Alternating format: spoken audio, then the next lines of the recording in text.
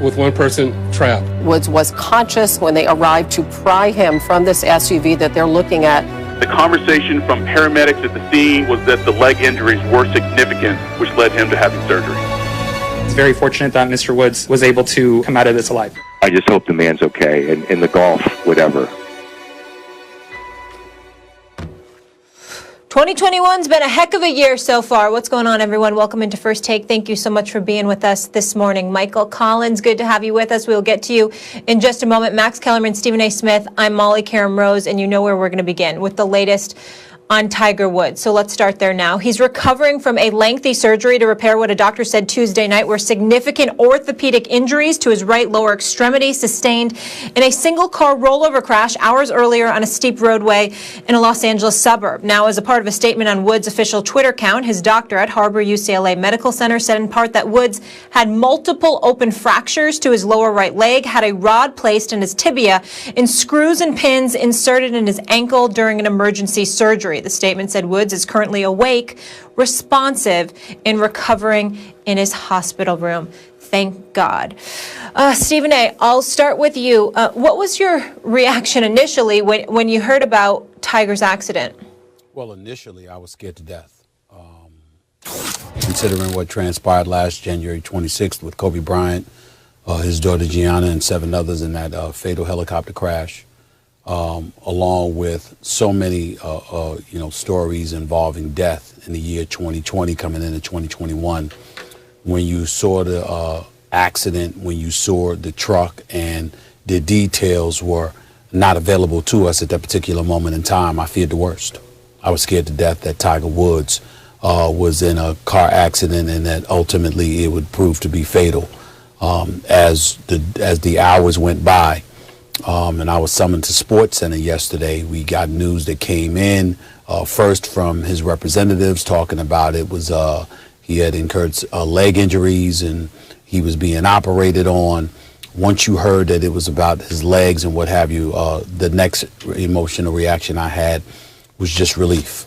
The fact that, I know there was people out there contemplating writing his epitaph and eulogizing him to some degree. The fact that we didn't have to go that route, I was incredibly relieved, and I didn't really care too much about his career and whether or not it would be resumed. He is 45 years of age. His best days appear to be behind him. He had accomplished a great many things in the sport of golf, a 15-time a majors champion, 82 PGA Tour wins, recognized universally as arguably the greatest who's ever lived, even though he never caught Jack Nicklaus. The bottom line is that as a golfer, he solidified himself a long time ago as one of, if not the greatest ever.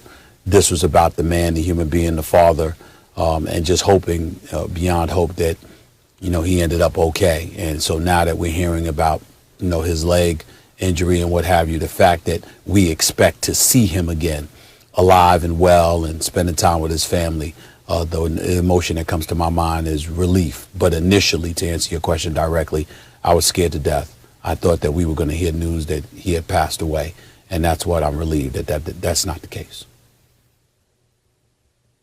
I was on the air live doing my radio show when this news broke, and you don't want to speculate, so all I could really do is repeat the information at the time that was available at the time. And Stephen A., I felt exactly as you did. My mind immediately, I think as most of us did, went to Kobe Bryant. And I thought, oh, no, come on. And especially when you see the pictures of the car, and the early reporting was that they had to extricate him from the vehicle with the jaws of life. Paramedics and firefighters bringing him to a hospital, and a single car accident. You think, please be alive. That's the first thing. Survive this. And then when his agent posted that the statement that he was having surgery on multiple leg injuries, I also started talking about at that moment on air the fact that, look, you don't know anything yet other than it's leg injuries. But what that does tell you is you feel better than if you hear head injuries or some major organs. And so you at that point, you started feeling like, okay, we're out of the woods in terms of the mortal peril to Tiger Woods. And at that point, your mind starts going to new places. You think, is he going to be okay in his career? You don't allow yourself to go there immediately because you're worried about his life. What's this going to mean going forward? And then, of course, what happened? Tiger Woods in 2009 was in a car crash. In 2017 was asleep at the wheel. He was taking medication. He didn't understand the side effects. And so you think, how did it happen? What's the investigation going to show? But the first thing was, is he okay? Is he going to live? Then, what does this mean going forward? And then, okay, what comes of this? Why did this happen? The big takeaway, so to speak, is you're not promised tomorrow. I mean, we're constantly reminded of this. And when I think of Tiger Woods, guys, in my lifetime, he is one of only, I'd say, 3 athletes who stood out, who captured the public's imagination in the way he did. There was Michael Jordan in my lifetime, at least as you know, not as a 5-year-old or something. There was Mike Tyson and there was Tiger Woods. He was one of those guys that loomed so much larger than the game he played in the public's imagination. And right now, I think the main thing is we all breathe a sigh of relief that this was not a fatal crash, that Tiger Woods is alive. Yeah, Max, just like you, I was on the air doing my radio show and had just gotten into the first segment and I looked down as my phone started buzzing even before I was going through Twitter and saw that one of our colleagues, Adam Schefter, was calling me. And I couldn't understand quite why he would be calling me, even though we're friends and talk golf stuff all the time, because you know, in that first segment of radio, we were talking about Tiger and his interview with Jim Nantz and what we thought that was going to mean going forward. And then as the report came across Twitter and the picture of the SUV came across, my initial thought was just like both you and Stephen A. Smith, and that is, it's a gut punch. When you see the picture of that SUV and read that report of a single car crash and him being the only occupant in the vehicle, and the initial report of what they had to use, what they said at the time they had to use to get him out, which proved later to not be true. But when you hear that the first time, that sinking feeling hits your stomach, and your initial thought is, oh no, please not this, not now. And that, which was the same feeling that we had when we learned about Kobe, and that was the biggest fear. And then as the day went on and as the reports came in, you go from life-threatening injuries to limb-threatening injuries. And I started texting back and forth with a friend of mine who was a trauma surgeon in the armed forces, and so was asking, hey, what should I be looking for? What should we be expecting? And then seeing some of, you know, Justin Thomas having to do his presser while this news was coming out, and you could see how emotional he was. And listen, when it comes down to it, there are times when things happen that a person's occupation doesn't matter, and that the only thing that matters is life and family. And initially, when we saw that car and those reports initially came out, that's all that mattered. The only thing that mattered was Tiger Woods' life and his family. And now, thank goodness, we can look back and take a little bit of a breath and go, okay, as of now, life is not in jeopardy. And so it's nice to be able to take that breath and move on from there, because for that initial moment, we didn't have that luxury. You know, somebody texted me yesterday, and they said to me they wanted to make it very, very clear that they know Tiger well, and they were talking about how he was on his way to work to shoot a series for Discovery Golf when the crash took place. And they emphasized that, you know, they felt it was important that he was working and wanted to be early, that he was quite responsible and professional, and they felt like that message wasn't coming across. I didn't quite understand why they felt the need to emphasize that to me. But I guess what I'm asking you is I'm interested in knowing, when we talk about the golf world, because I know you've spoken to several people in the golf world, obviously over the last 24 hours or so. I'm interested in knowing, you know, just the outpouring of emotion, how it speaks to the change, whatever change that has taken place with Tiger Woods. Can you crystallize for the audience out there, you know, what Tiger Woods was compared to what he is now as a person? Because it seems like it's one thing for the obvious to be put forth. You're happy he's alive and things of that nature. But it's another thing entirely where you see the emotions pouring for him in ways that you never anticipated it would pour out for Tiger Woods, at least once upon a time. Things have changed drastically for him. Can you crystallize that for our audience? Absolutely, Stephen A. And it goes back to the Tiger Woods that was and the Tiger Woods that is. And he has changed as a person. During our radio show, I was on, and we had Paul Azinger on, and he was talking about the Tiger Woods that he used to compete against and why the young guys now are so emotional. And he said something that really struck me and hit home because of how true it is. And he said when he was playing against Tiger Woods, Tiger was uncomfortable if you were comfortable with him. The kids now, Justin Thomas, Ricky Fowler, Tiger now is uncomfortable if you're not comfortable with him. And I think that speaks a lot to who Tiger Woods is today compared to who he was before, which is why with all the young golfers that are on the PGA Tour now, why you see the outpouring from athletes, not even in golf, but in all sports, the outpouring of emotion and prayers, hoping for the best for Tiger Woods. Because the Tiger Woods in 2000 is not the Tiger Woods of today. And I don't mean the golfer, I mean the person. And so the person that everyone loves today is a different person because he's a father, because of everything that he's gone through in his life. It is very difficult, even for the most stringent Tiger haters that are out there, not to root for this guy because of the comebacks that we've seen and everything that he's gone through. As you see now, that hug with him and Charlie when he won the 2019 Masters and there with his mom, that kind of emotion, knowing everything he had gone through and then looking back and remembering the hug that he shared with his dad on that green, that's the guy we now know. That's the guy that we all now appreciate because of the growth of a human being that is Tiger Woods. By the way, I should mention that stretch of road where he crashed, apparently the reporting is that that's known locally as a dangerous spot where there are accidents. I just wanted to mention that because I hadn't mentioned it when I said, what will the investigation show?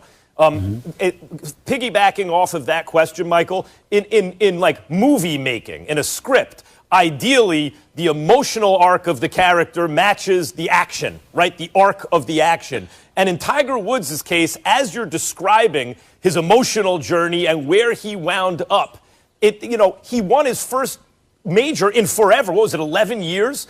At the Masters, right? So he'd finally, in that emotional journey, it matched the action of the story. And if he never golfs again, it feels like the 2019 Masters is the perfect ending. Is that something that is being discussed in? Have you considered that? Is that being discussed in golf circles? Like, wow, no, he got there, he won the Masters. No, because it's Tiger Woods. And you have to remember, he won after that as well. He tied Sam Snead's record later.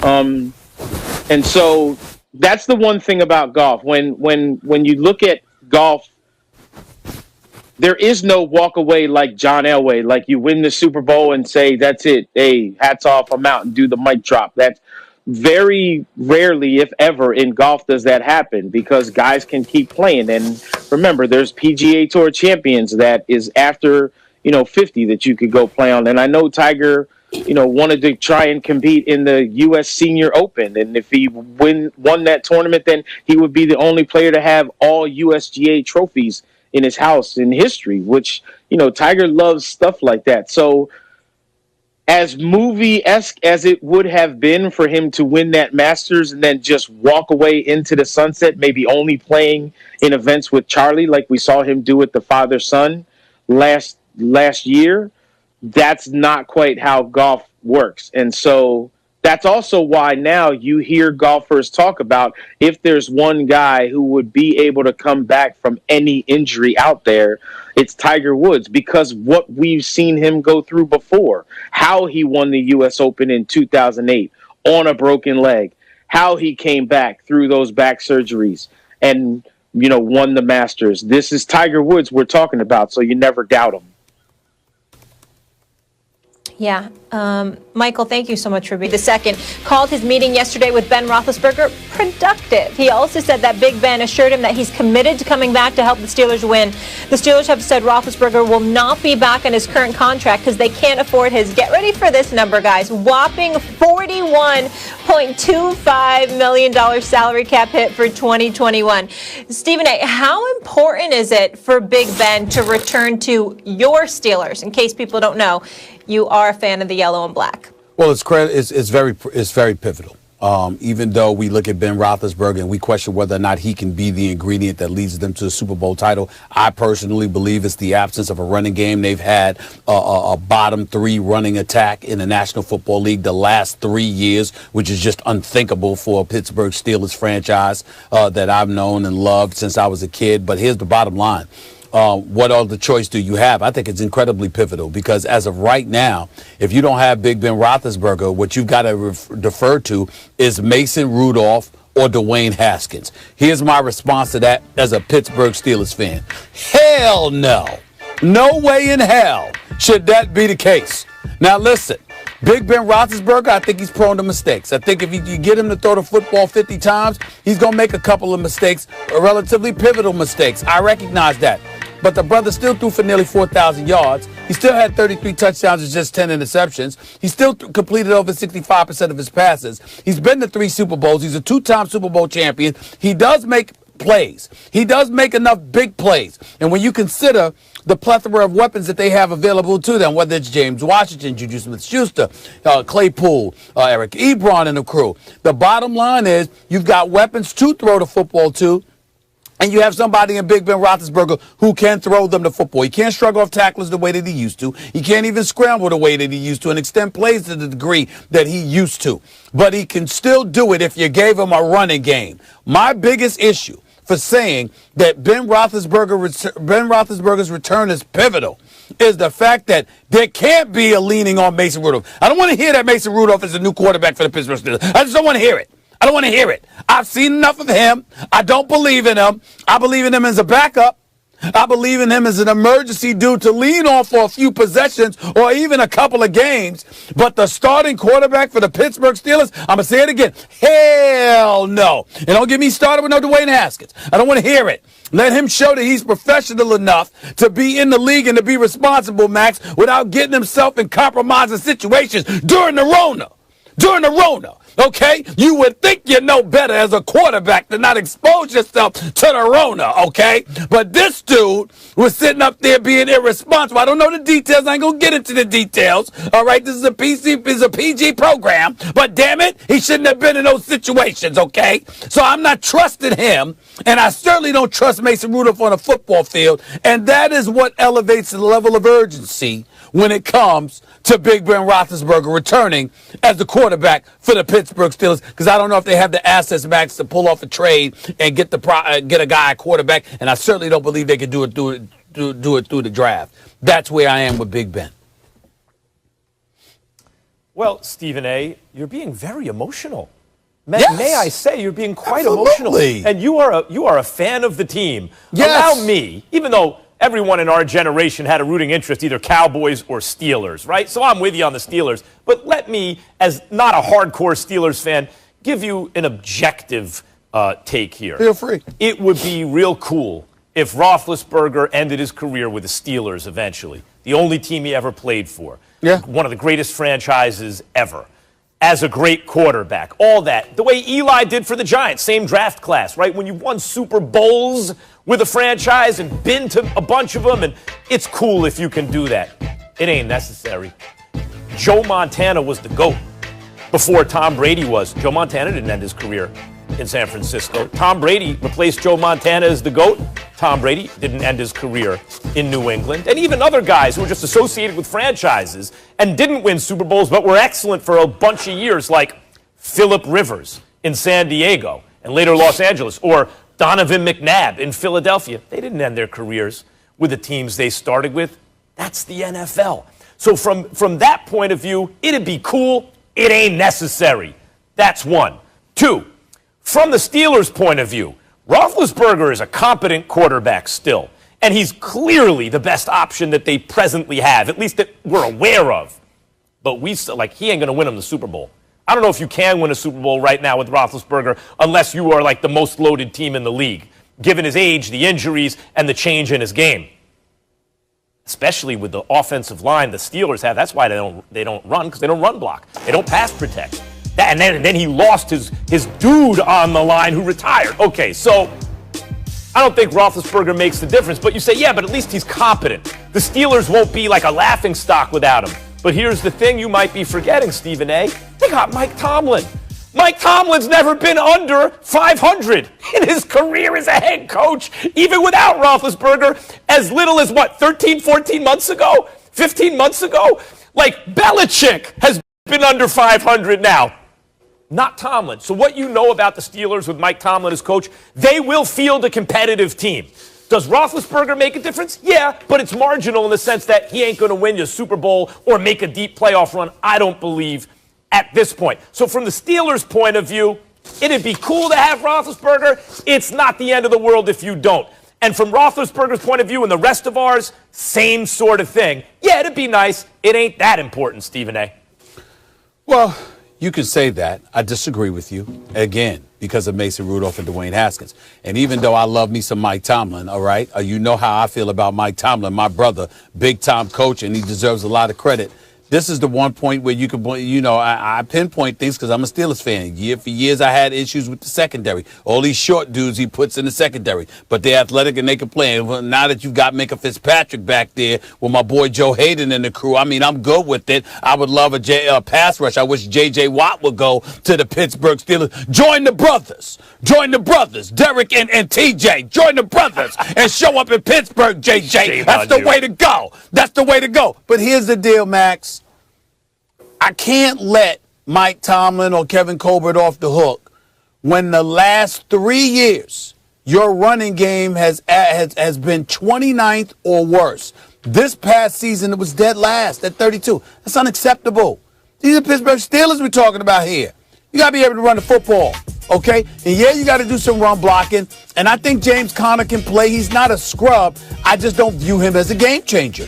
He's a methodical workhorse and what have you. And obviously, he ain't the most durable dude in the world either, even though his story is great and he's overcome an awful lot in his life. And he's somebody that I root for constantly. At the end of the day, they got to buffer that running game, man.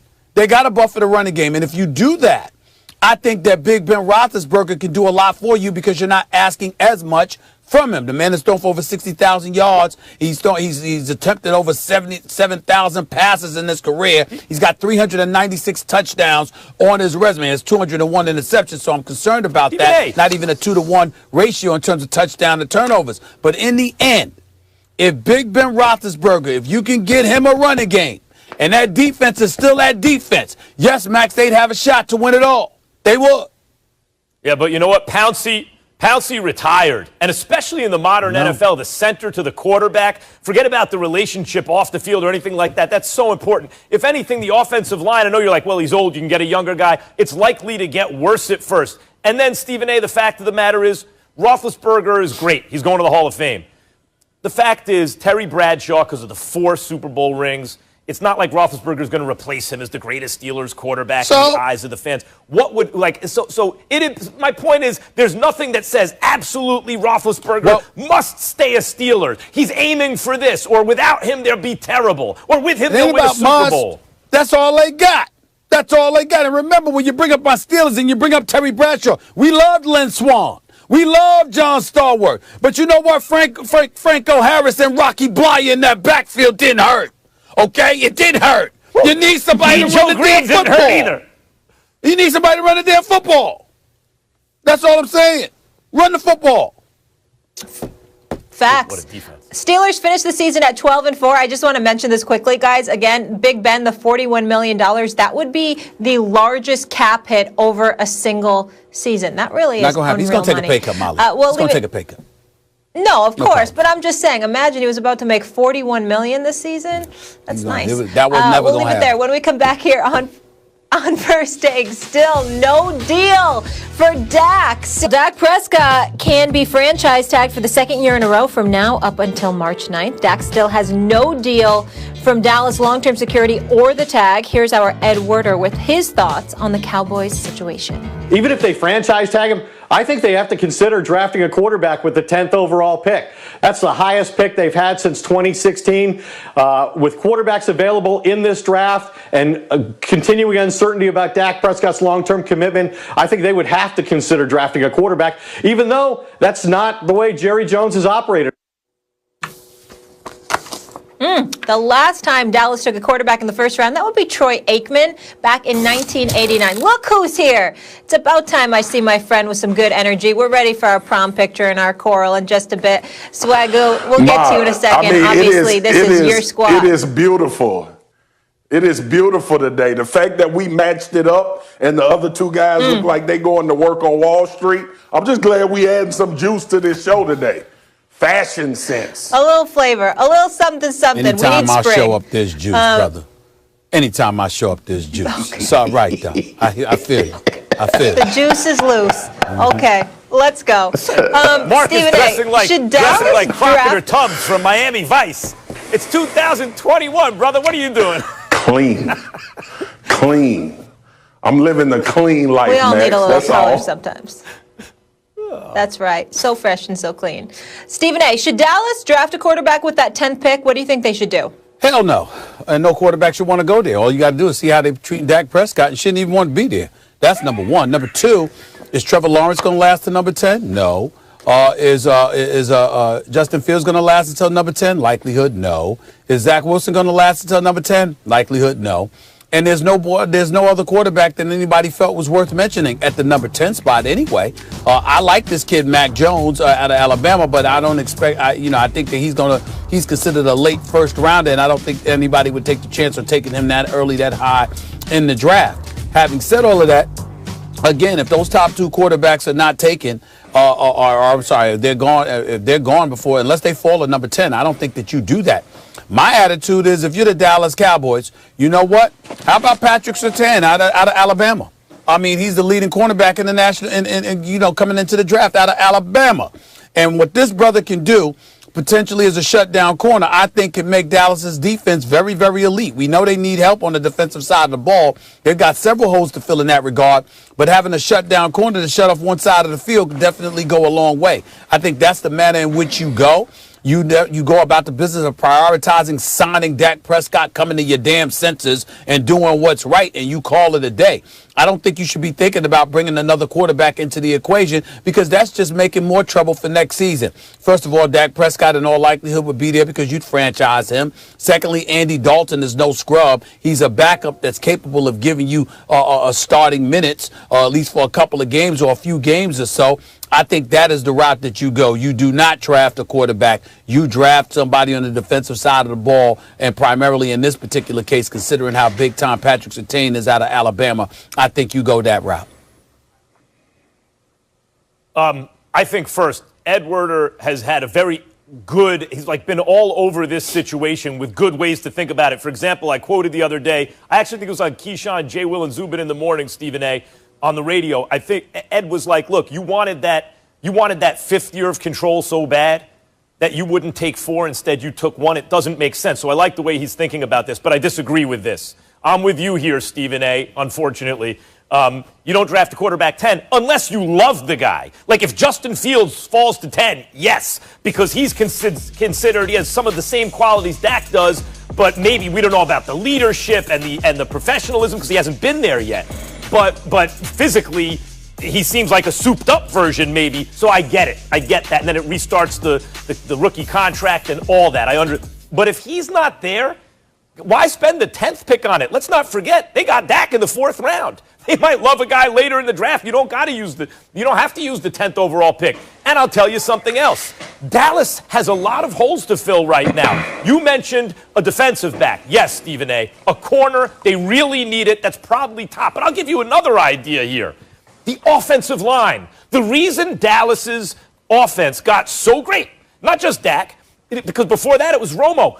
It was The offensive line, they invested in that offensive line. It was like 1 year after another. First round pick, first round pick, first round pick. I want to say 4 out of 5 years. That's why they had the best O-line in the business. It ain't the best anymore.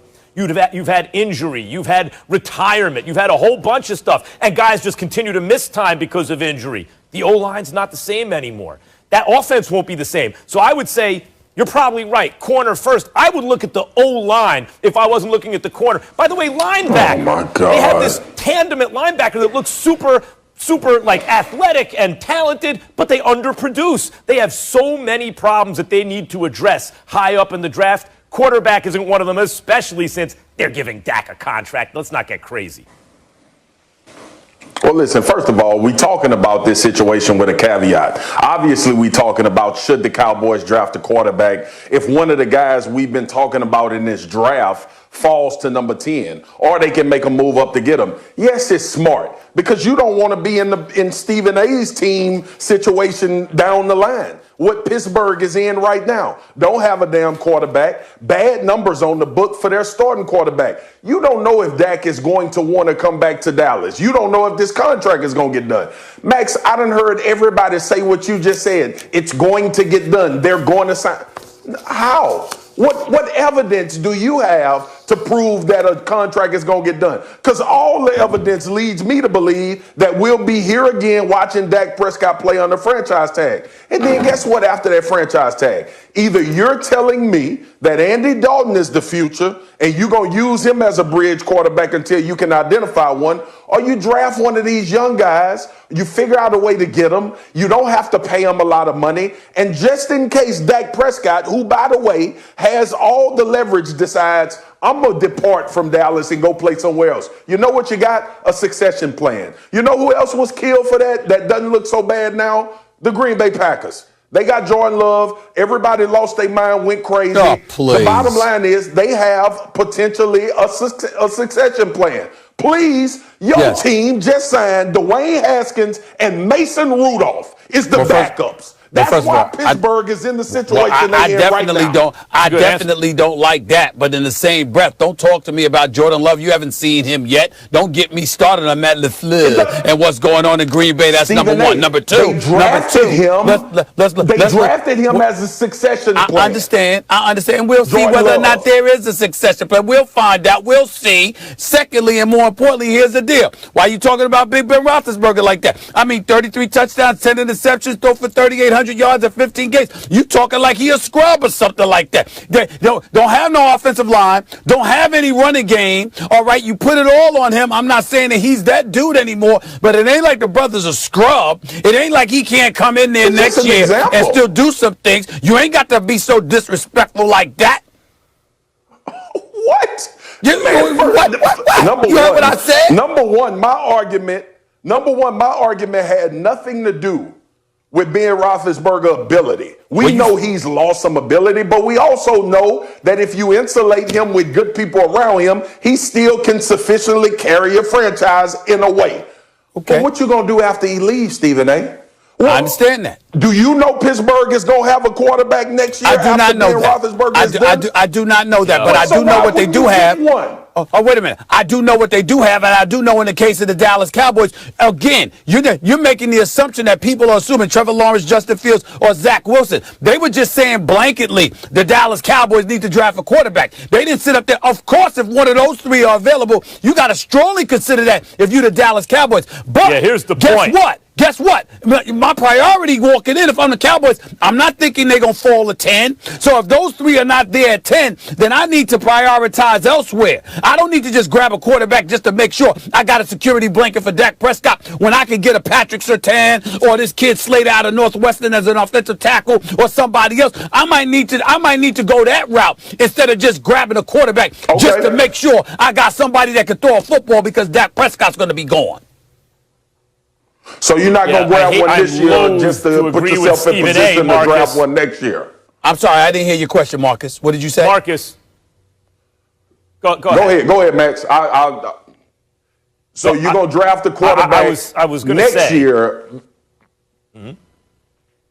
Yeah, draft him next year. I was going to say, I hate admitting, I hate agreeing with Stephen A. about this, Marcus, but he's absolutely right. If Justin Fields is not there at 10, if they don't love the guy that's there at 10, you know what it is just to draft a quarterback? You bring up the Steelers, right? Well, they drafted Mason Rudolph. Max, He was we the guy ain't who kind talking of about fell the in that draft, Cowboys and people drafting like, no scrub. He might. We ain't talking but about the them point drafting is, just no any guy. You gotta love the dude that you're gonna draft, and they don't have to use the 10th pick. They got Dak in the 4th round. They might find a dude later on in the draft that they like as much as whoever's there at 10. You bring up the Steelers as an example. That's what the Steelers did. The Steelers drafted later on. Oh, we like this guy. This guy might be the answer. He wasn't. You can't hope that the dude is going to be something and spend a draft pick on him. He has to be a guy you actually like. Obviously, Green Bay really likes Jordan Love. They really think he can be something. Okay. You don't do it just to do it. Okay, well, in that case, I apologize. I was under the impression that we were focusing on this 10th pick based on the guys we've been talking about in this draft as far as quarterbacks that we think have a future. It's not far-fetched that the Cowboys would consider a quarterback at 10 based on what their situation is with Dak Prescott. It's also not far-fetched that they would potentially try to move up to get one of these guys. Why would that be so out of the ordinary when you got a quarterback you've been in negotiation with for 3 years that you may lose after this year? Why is that so far-fetched? Moving up, that's a different story. They should draft a quarterback to move on in the future.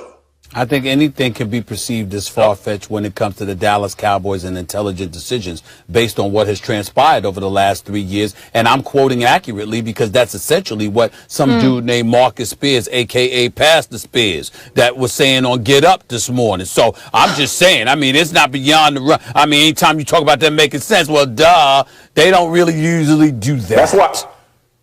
That's why I think this would be, You know what, that's why I Marcus? think on their behalf, this would be pretty smart.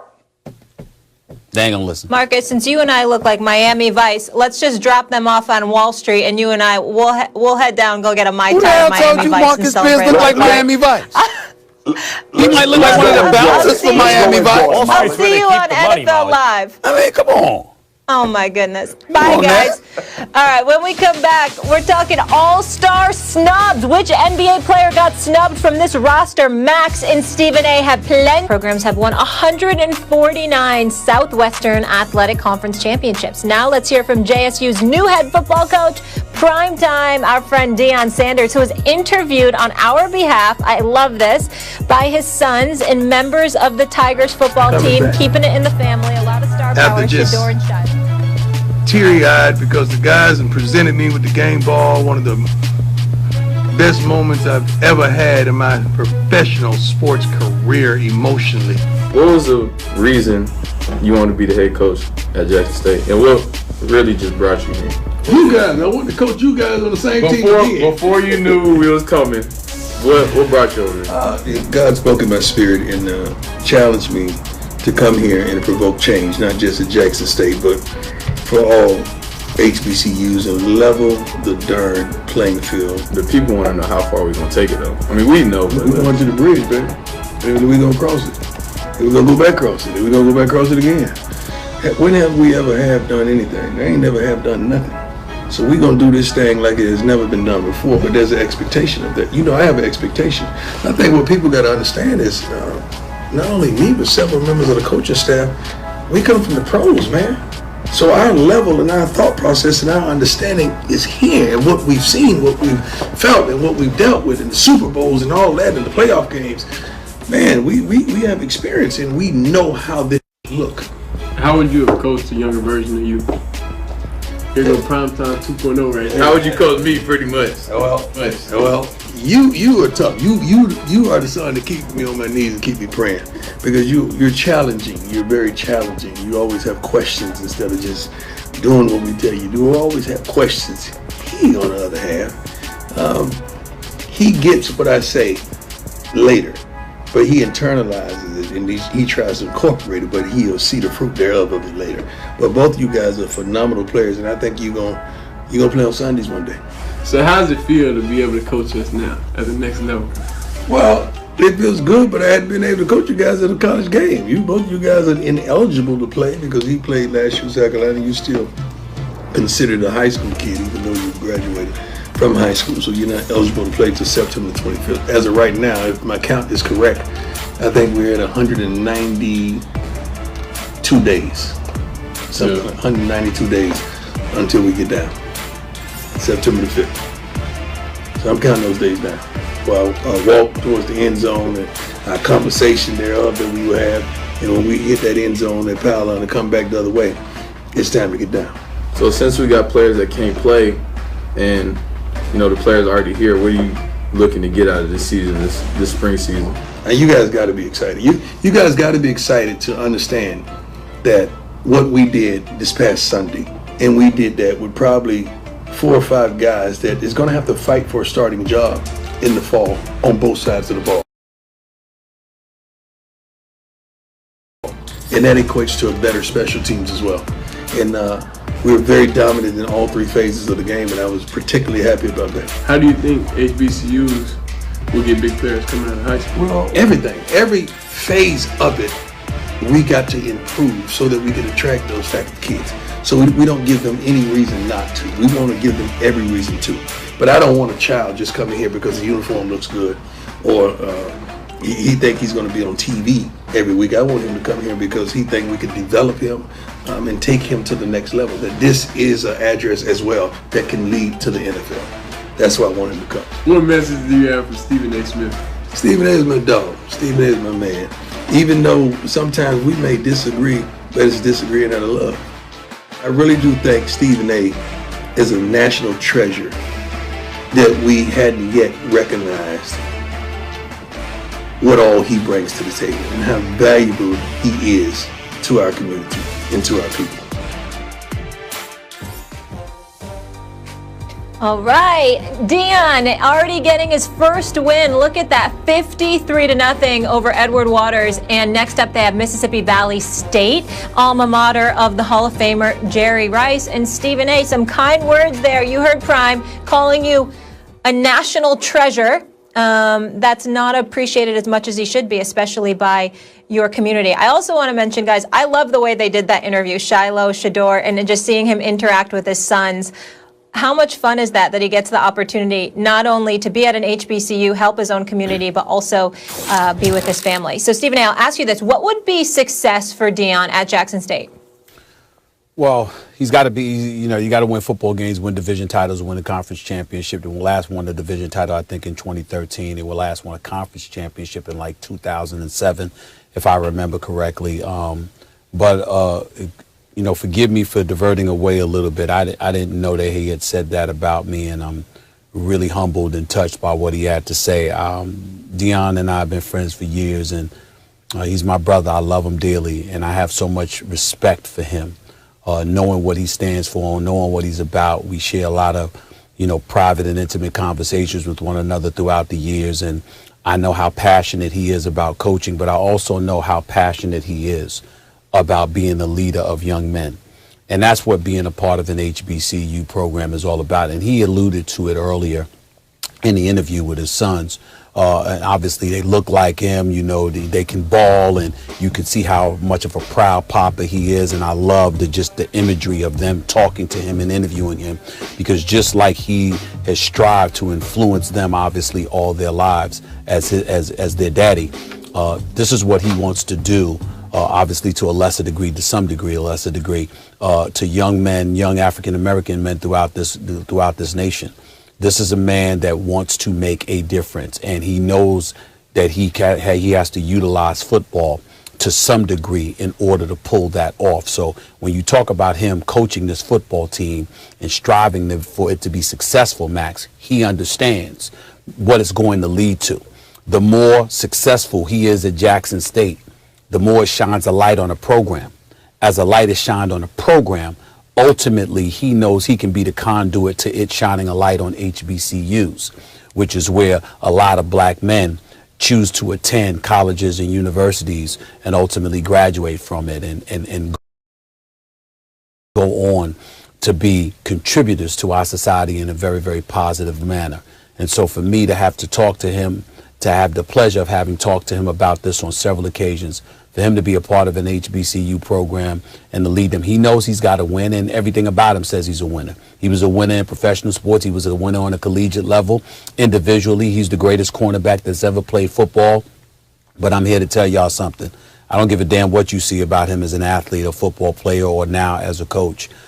In my opinion, based on my friendship with him and knowing him, it is nothing compared to the man that he is. He is an incredible, incredible person.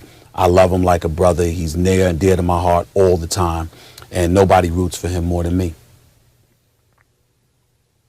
That's quite a compliment he paid you, Stephen A., especially because the subject is around HBCUs, and I want to hear actually a little more from you about what that means to you, considering the subject. I'll just quickly say that Deion Sanders, I'm trying to think of the history of sports, especially in modern history, when someone on Deion's level decided to come back and coach.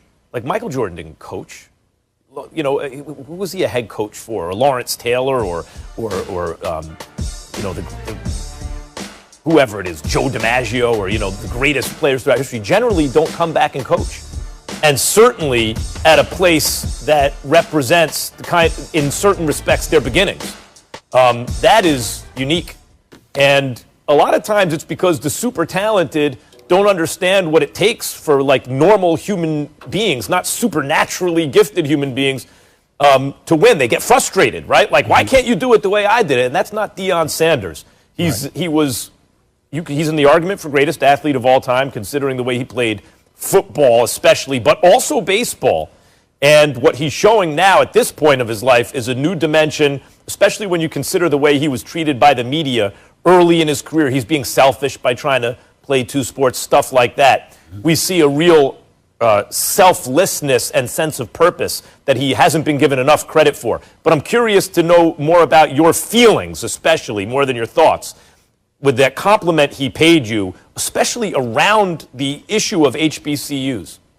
Well, I'm humbled by it. I think that, one of the things that I consistently have said, Max, is that there is I don't care if it's an individual, if it's a team or anybody, there is nobody, outside of me trolling Cowboy fans, of course, there is nobody that can look at me and when I have to call people to the carpet or get on them about what they have done or what they're doing, there's no one that can look at me and say that I'm somebody that's rooting for somebody to fail. My attitude is I want everybody to get theirs. I want to try to uplift as many people as I possibly can. But I'm unapologetic about the fact that although that I'm that way in general, there's a special place in my heart for black folks because of the challenges that we face day in and day out, coming from disenfranchised communities throughout this nation. And that's one of the things that I've religiously talked to guys like Primetime and others about. And two people that really touched me, and I've brought this up sporadically in the past, is Deion Sanders and Isaiah Thomas, the Hall of Famer that is Isaiah Thomas. I was a high school reporter, Max Kellerman, in New York City for the New York Daily News. And I remember one time I showed up to a practice. The Detroit Pistons were playing, scheduled to play the New York Knicks. Isaiah Thomas was approaching retirement. At that particular moment in time, he wasn't talking to the media, but he saw me. And he said, "Come over here, young fella," and he granted me an interview. Nate Tiny Archibald did the same thing. Years later, when I was covering college sports and Primetime was the man and all of this other stuff, he saw me walk into the locker room, and he came to the media and he said, "I'm done." He was talking to the media. He said, "I'm done," and came over there and gave me a hug and started talking to me. And that was the first time we had met. And at that time, he was a Baltimore Raven. He was a Washington Redskin. He wasn't with San Francisco or Dallas. And I think back to moments like that where you see a person that has arrived and they reach back to uplift you. They see some potential in you. They talk to you. They give you guidance, but they never encourage you to compromise yourself or who you are or what you're supposed to be doing in this business. And I love the fact that when he brought me up, he pointed out the fact that we disagree, because we do disagree from time to time. We just disagreed the other day because even though I thought he was absolutely 1,000% correct in what he said, when somebody stole something from his locker, I came on First Take publicly saying, "Hey, you know what? I might have handled that a little bit differently, more in-house." That was one of the things that we disagreed about. It's not the first time we've disagreed with each other. It ain't the last time. but he knows that I'm rooting for him and I wish him the best. And just because I might disagree with what he may have done, or he may disagree with what I may have said, we don't disagree with who we are as men, as black men, and our mission to help uplift as many people from our community as possible, and to go about the business of putting forth our due diligence to be all that we can be, so we can help inspire others from the communities that we come from to be all they can be. We're like-minded in that regard. We're like-minded in that agenda, as is Isaiah Thomas and so many others. And that's where the love comes from, man. Looking each other in the eye, man to man, knowing that we're as real and as authentic as we can possibly be with one another, and knowing that we care about stuff like that. That's one of the reasons, Molly, you know what, there's been times in the past where we've, myself with Jalen Rose, you know, we disagreed on a basketball matter and all of this other stuff. What that brother does in Detroit to contribute to his community and stuff like that.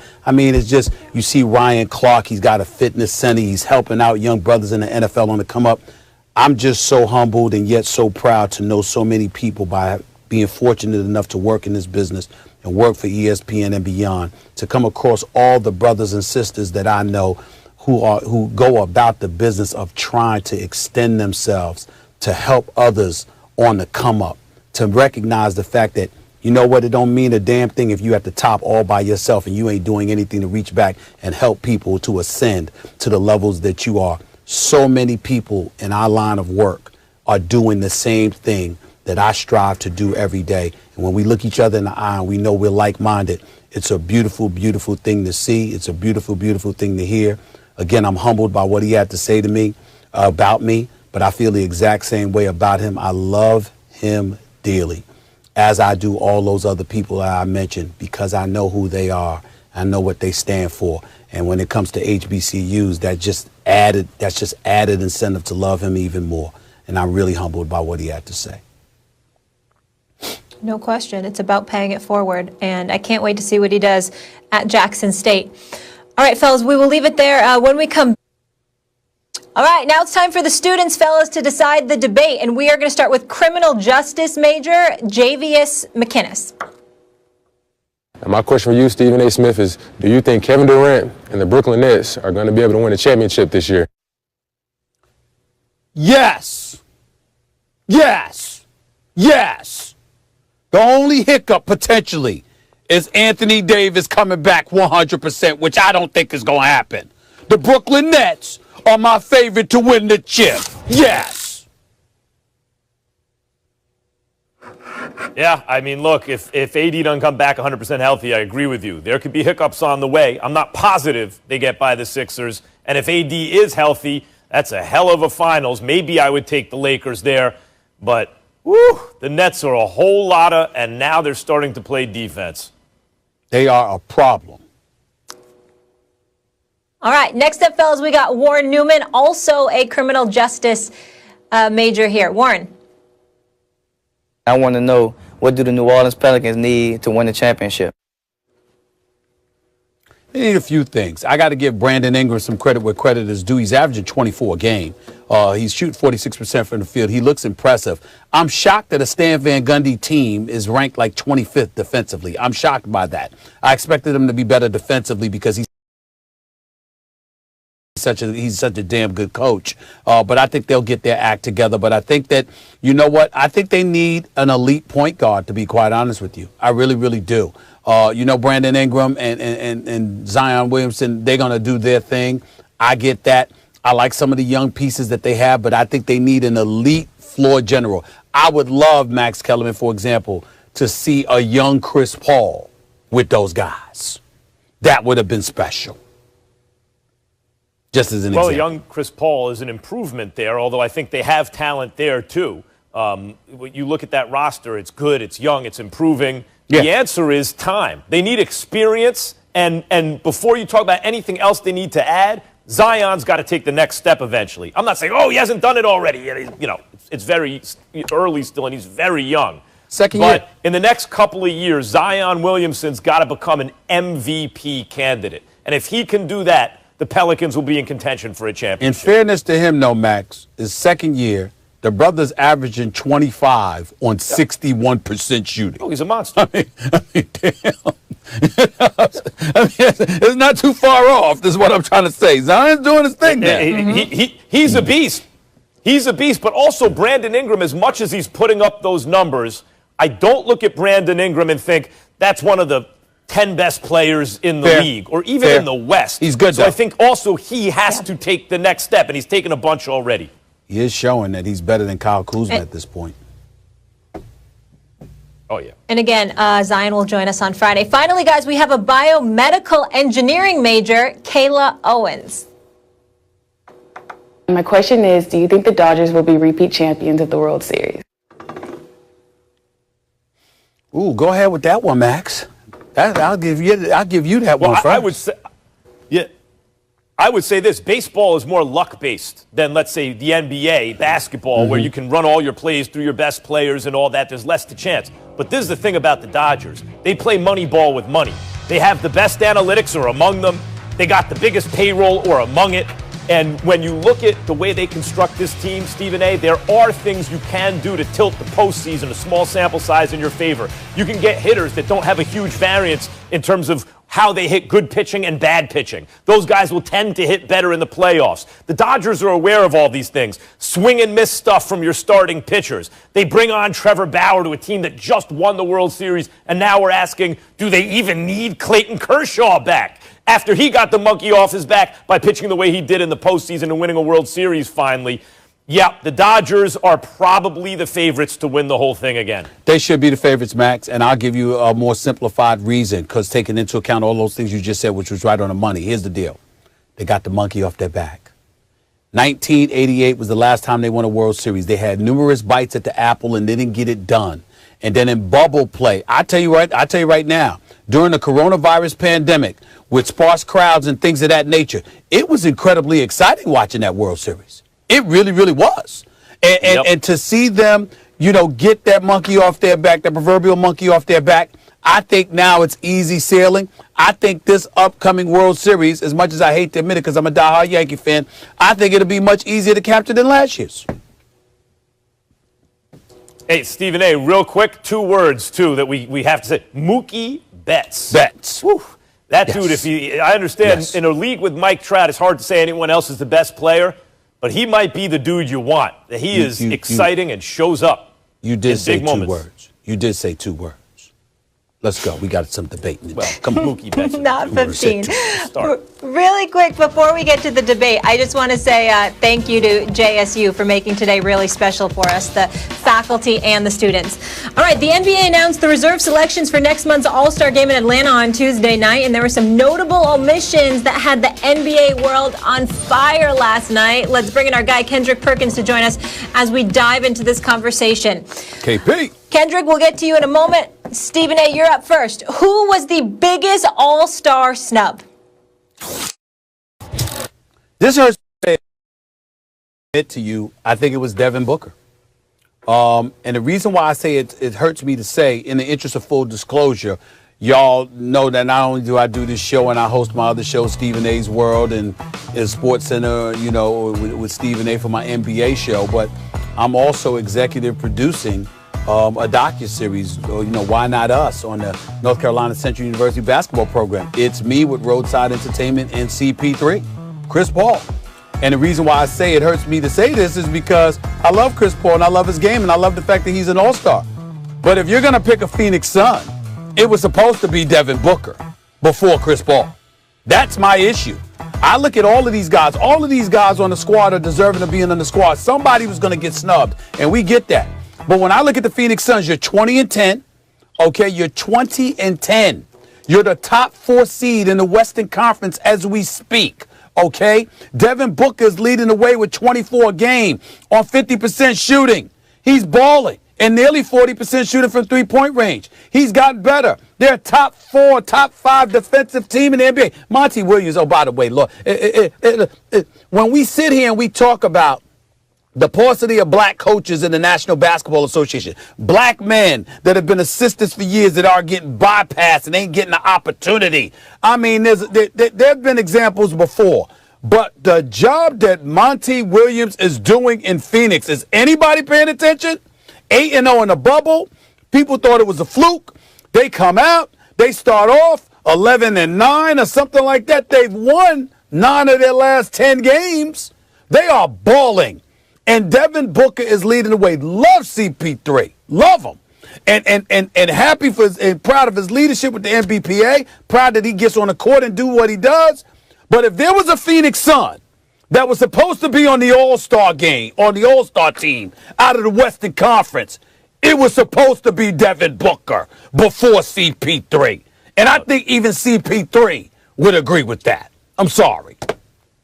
Look, I'm glad you brought up who should be left off, because you can say whatever you want about a snub. It's only a snub. Now tell me who you're going to snub who's on the team. So I agree with you, by the way. On the Western Conference, if you're talking about guards, Devin Booker ahead of CP3, and that's saying a lot. CP3's been great.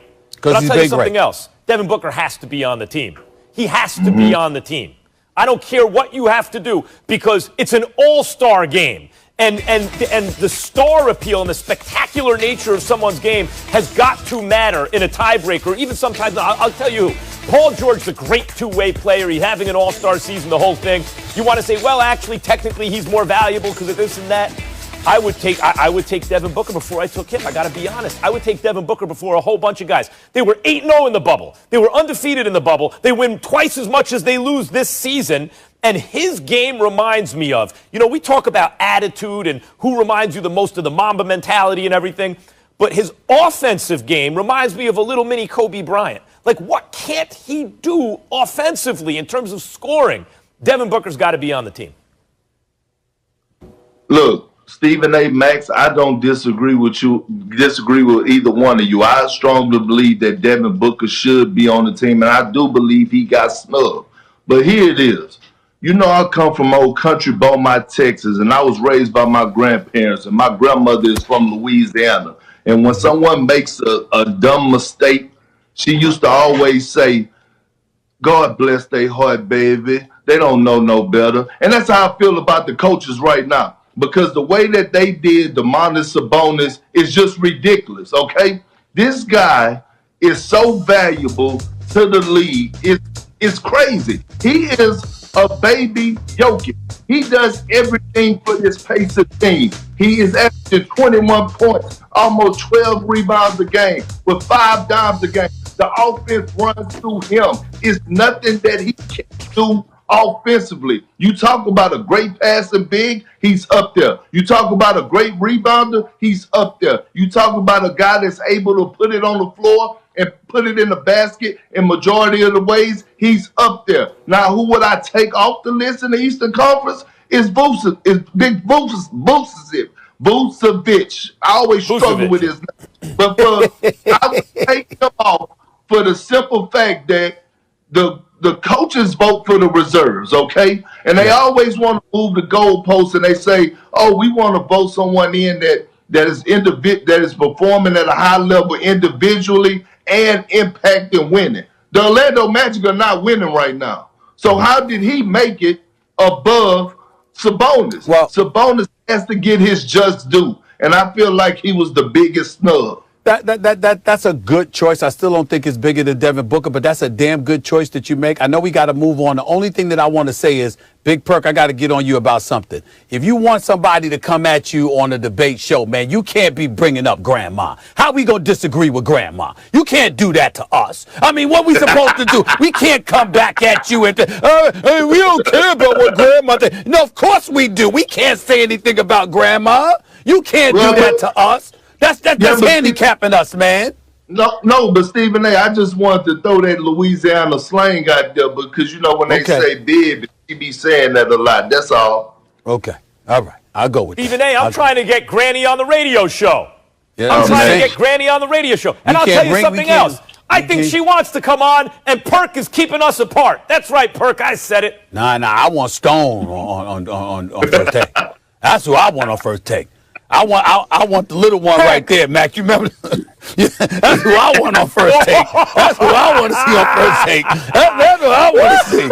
I'm sorry. You special family. That's box office right there. They don't know no better. All right, guys, let me get in one more debate here before we say goodbye. So moving on, this year marked the shortest offseason in the history of the NBA. And despite that, we've seen some of the biggest performances from the league's brightest stars. That being said, who's been the best player in the NBA this season, Max? Joel Embiid.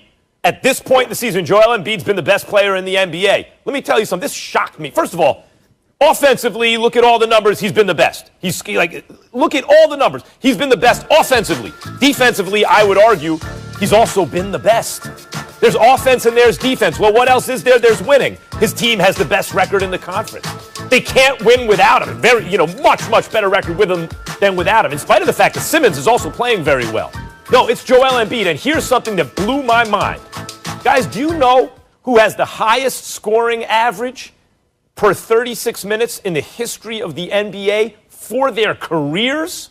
For their careers, because Jordan's number 1, KD is number 3, Kobe's on that list in the top 10. Number 1 per 36 minutes for his career after he dropped 50 the other day? Joel Embiid. People don't know. And this year, guys, he's in shape and he's healthy. He's been the best player in the league so far.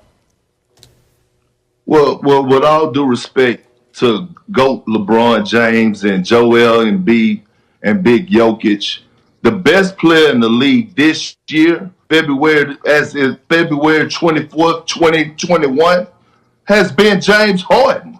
Look, not only is he the best player, he's the best point guard in the league. And if you look at what James Harden has been doing this season is arguably his best season of his career. Yes, he's only averaging 25 points, but we all know he's capable of averaging 30. He's done it the last 3 years, averaged 30 plus a night. But look, on top of that, he is averaging his highs in rebounding at 11.6. He's averaging, at assists, he's averaging 11.6 assists, leading the league in assists. He's averaging 8.5 rebounds, his career high. He's averaging a career high of shooting 50 from the field. So let me take you down memory lane for a second. The Brooklyn Nets just went on a West Coast trip. First stop, Golden State Warriors. James Harden goes into Steph Curry Arena and gives him that business. They take a bus ride to Sacramento. He goes down. Been hearing the chatter about De'Aaron Fox. He gives them that work. And then on the back-to-back, he goes to Phoenix. Without Kevin Durant and without Kyrie Irving, being down 21 at the half, while the Phoenix Suns had been on a 6-game winning streak at home, and goes and drops 38, 11, and 7. And then he flies to L.A., back to Compton where he was born and raised, and take on the top dogs in the Lakers and Clippers and hand them the business. And then fly back home. We leave off the road. We went 5-0. We come back to the crib. Forget the time zone. That's not going to affect me. Well, Sacramento Kings have been waiting on them. And guess what? He dropped a 29-point triple-double with a dub without Kevin Durant again. The Nets are on a 7-game winning streak. This is some of the best basketball that I've seen James Harden play. And right now, today, he is the best player in the league. Max Kellerman, I almost think it's almost sacrilegious to leave LeBron James out of the mix, Max and KP. But for the purposes of this argument, I got to admit, I'm going to side with Big Perk on this. James Harden has been sensational. He's averaging 25 and 11. He's shooting 48% from the field, nearly 40 from three-point range. He's shooting better than 85% from the free throw line. Oh, by the way, he's putting up double-doubles like it's going out of style. He dropped 38 on Phoenix. I'm looking at the numbers here. He dropped 37 on the Clippers. We know what he's been doing, and he's leading the way. And then when you take into account the fact that Kevin Durant has been out, it hasn't mattered. The fact that people were calling him out of shape because he was, it didn't matter. The fact that he had created some controversy because people were calling him out because of how he departed from Houston and what have you. You just look at that and we forgot the fact that, we needed to appreciate the reality that it clearly wasn't about the money because he was offered a 2-year extension at $103 million and turned it down because he's prioritized winning. And then he shows up in Brooklyn with Kyrie as a teammate, with with KD as a teammate, with guys like Jeff Green, Joe Harris, TLC, and the crew to appease. And somehow, some way, he takes over ball handling and point guard responsibilities and has played like the best point guard in the game. Not to mention the fact that his defense in the post area showing his strength. He couldn't be pushed around. Just ask Kawhi Leonard how tough he was, difficult he was in the post in terms of defense. James Harden has been nothing short of sensational. He is a league MVP candidate. And even though Joel Embiid is playing lights out, it does help that they surrounded him. Tobias Harris is having a career year. Tobias Harris, Seth Curry has been playing lights out. Ben Simmons is still doing what he's doing. And he's got the coaching of Doc Rivers. James Harden just simply is James Harden. This is showing his level of unselfishness, his selflessness, and he is leading this team. He's a league MVP candidate, and I got to side with Big Perk on this. He is a candidate. He's playing the most impressive ball of his career, and that's saying something. I totally agree. I think he missed too many games with the Nets early to push him ahead of Embiid, considering Embiid's offense, defense, and the Sixers' record. But Harden is showing you something right now. It's ridiculous.